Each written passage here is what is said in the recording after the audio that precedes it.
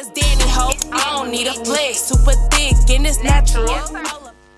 Hey everyone, welcome back to my channel. So today, as you can tell by the title, I'm going to be teaching you guys the easiest way possible to make your iPad aesthetically pleasing. So the first thing that you want to do is go ahead and go to your app store and download two apps, which is Pinterest and Widgetsmith, pictured on the right hand side. After you download those apps, the biggest question is, what's your aesthetic? Now for me, I knew I wanted a Christmas theme, so all I did was open up Pinterest, typed in Christmas aesthetic, and it literally will show you a whole bunch of ideas.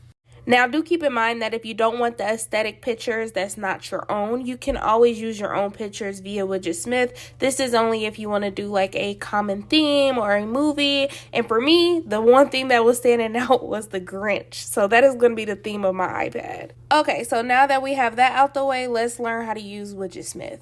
Okay, so you're still in Pinterest. You found your favorite picture that you want to use. You want to go ahead and screenshot that and make it the size that you want, as you can see. So after opening up Widgetsmith, you're going to have three options: small, medium, or large.